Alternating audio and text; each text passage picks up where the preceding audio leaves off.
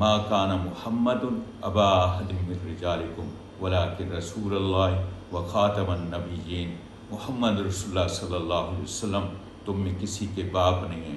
اللہ کے رسول ہیں، خاتم النبیین ہیں۔ قرآن پاک کے بارے میں اللہ تعالیٰ نے فرمایا انا نحن نزلنا الذکر و انا لہ لحافظون، قرآن ہم نے نازل کیا ہے اور ہم اس کی حفاظت کرنے والے ہیں۔ اعوذ باللہ من الشیطان الرجیم، بسم اللہ الرحمن الرحیم۔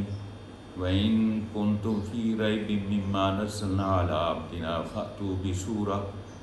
بِسُورَةٍ مِّن مِّثْلِهِ وَادْعُوا شُهَدَاءَكُم مِّن دُونِ اللَّهِ إِن كُنتُمْ صَادِقِينَ فَإِن لَّمْ تَفْعَلُوا وَلَن تَفْعَلُوا فَاتَّقُوا النَّارَ الَّتِي وَقُودُهَا النَّاسُ وَالْحِجَارَةُ أُعِدَّتْ لِلْكَافِرِينَ۔ آیت نمبر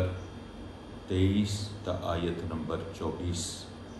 ان آیات میں اللہ تعالیٰ نے وحی الہی قرآن پاک کی شان بیان فرمائی ہے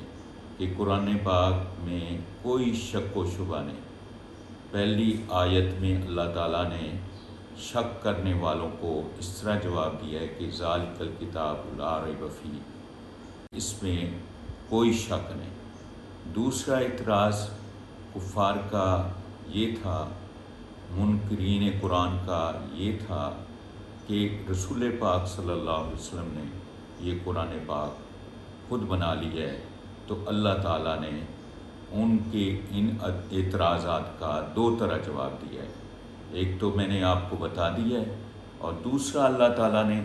اس طرح فرمایا کہ اگر تمہیں شک ہے کلام الہی ہونے میں تو پھر اس طرح ہے کہ جاؤ قیامت تک کے لیے میں اللہ تمہیں چیلنج دیتا ہوں کہ تم سب کے سب اور تمہاری حمیتی سب کے سب اور جن کو تم اللہ کے سوا مشکل کشا حاجت روا سمجھتے ہو، یا جن کو اس طرح سمجھتے ہو کہ نفع کے بھی مالک ہیں نقصان کے بھی مالک ہیں، ان سب کو بلا لاؤ اور 3 آیات اس قرآن جیسی بنا کے دکھا دو۔ تو اس وقت کے بڑے فصیح و بلیغ عرب، بڑی عربی میں شعر کہنے والے، بڑے بڑے اشعار پڑھنے والے، وہ بے بس ہو گئے اور قرآن پاک کی 3 آیات بھی بنا کر نہ لا سکے۔ اللہ تعالیٰ فرماتے ہیں وَإِن كُنتُمْ فِي رَيْبٍ مِّمَّا نَزَّلْنَا عَلَىٰ عَبْدِنَا فَأْتُوا بِسُورَةٍ، کوئی صورت لیا وہ نہ لا سکے، تو اللہ تعالیٰ فرماتے ہیں فَإِن لَّمْ تَفْعَلُوا وَلَن تَفْعَلُوا، اگر تم قرآن جیسا قرآن نہیں لا سکتے، قرآن جیسی آیات نہیں لا سکتے، قرآن جیسی شان والی کلام الہی نہیں لا سکتے، تو پھر فَإِن لَّمْ تَفْعَلُوا وَلَن تَفْعَلُوا، اور ہرگز نہیں لا سکو گے، فَاتَّقُوا النَّارَ الَّتِي، تو پھر ڈرو اس آگ سے جس کا ایندھن کی جگہ لوگ ہوں گے اور لکڑی کی جگہ پتھر ہوں گے، اور وہ اس میں سخت عذاب ہوگا قرآن کے منکروں کو۔ پھر اس کے لیے تم تیار رہو، اعدت للکافرین، وہ کافروں کے لیے تیار کی گئی ہے۔ اور اس قرآن میں ان 2 آیات میں اللہ تعالیٰ نے 2 چیزیں بیان فرمائی ہیں کہ قرآن کے بعد اب قیامت تک کوئی کلام الہی نہیں، اور دین اسلام کے بعد کوئی دین نہیں، امت محمدیہ کے بعد کوئی امت نہیں، اور محمد رسول اللہ صلی اللہ علیہ وسلم کے بعد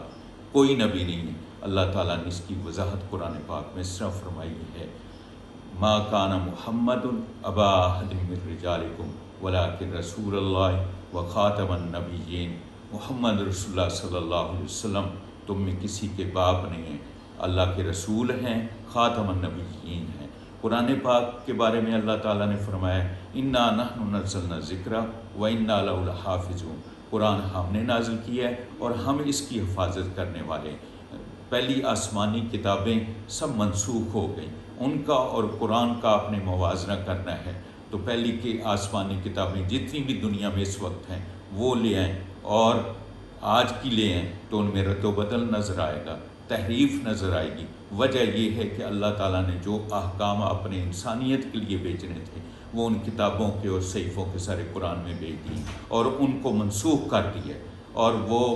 وہ اصل شکل میں نہیں ہے، حالانکہ مسلمانوں پر فرض ہے آسمانی کتابوں پر ایمان لانا، وہ جو اس وقت نازل ہوئی تھی نبیوں پر، حالانکہ مسلمانوں پر فرض ہے صحیفوں پر ایمان لانا جو اس وقت نبیوں کے پاس تھے، حالانکہ مسلمانوں پر فرض ہے تمام نبیوں کو برحق جاننا، معصوم جاننا جو اس وقت تھے، اور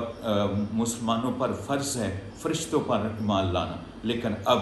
رسول پاک صلی اللہ علیہ وسلم پر ایمان لانے سے سارے نبیوں پر ایمان لانے کا ثواب ملے گا، قرآن پاک پر عمل کرنے سے ساری کتابوں پر عمل کرنے کا ثواب ملے گا۔ اور قرآن کی یہ شان آپ دیکھیں کہ آج کا قرآن منگوا لیں اور آج سے پہلے کا قرآن 100 سال پہلے کا منگوا لیں، ایک لفظ کا فرق نہیں نظر آئے گا۔ اللہ تعالیٰ نے صحیفے اور آسمانی کتابیں منسوخ کر دی، اور نبیوں کی جو ڈیوٹی تھی وہ ڈیوٹی ادا کرنے کے بعد دنیا سے رخصت ہو گئے، ان کی ڈیوٹی کو بھی اللہ تعالیٰ نے محمد رسول اللہ کو وہ ڈیوٹی سپرد کر دی، اور محمد رسول اللہ صلی اللہ علیہ وسلم کے بارے میں فرمایا وَمَا أَرْسَلْنَاكَ إِلَّا كَافَّةً لِلنَّاسِ بَشِيرًا وَنَذِيرًا، اے پیارے نبی آپ کو ساری انسانیت کے لیے بشیر اور نذیر بنا کر بھیجا ہے۔ نبیوں کی شان ہوتی تھی کہ وہ بشیر اور نذیر ہوتے تھے، کہ لوگوں کو اللہ کے عذاب سے ڈراتے تھے اور اللہ کی بندگی میں آنے والوں کو خوشخبری سناتے تھے۔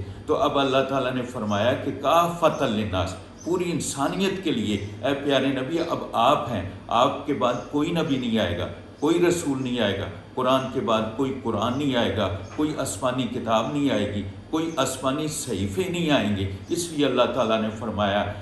الیوم اکملت لکم دینکم واتممت علیکم نعمتی ورضیت لکم الاسلام دینا، آج میں نے تمہارے اوپر دین مکمل کر دیا ہے، اپنی نعمت مکمل کر دی ہے اور تمہارے لیے اسلام کو دین بنا دیا ہے۔ قرآن پاک کی شان میں اللہ تعالیٰ نے فرمایا انا علینا جمع و قرآن، ہم نے قرآن کو جمع بھی کر دیا ہے اور ہم اس کو پڑھتے ہیں۔ تو اس کی اللہ تعالیٰ نے قرآن پاک کی شان بیان فرمائی ہے کہ قرآن پاک کلام الہی ہے، اور اللہ نے اپنے پیارے نبی کی شان بیان فرمائی ہے۔ وَرَفَعْنَا لَكَ ذِكْرَكَ، اللہ نے اپنے پیارے نبی کی امت کی شان بتائی ہے۔ کنتم خیر امت اخرجت للناس تأمرون بالمعروف وتنہون عن المنکر، تم امت محمدیہ خود بھلے کام کرتے ہو، دوسروں کو بھلائی کی دعوت دیتے ہو، خود برائی سے روکتے ہو، دوسروں کو برائی سے روکتے ہو۔ یہ کلام پاک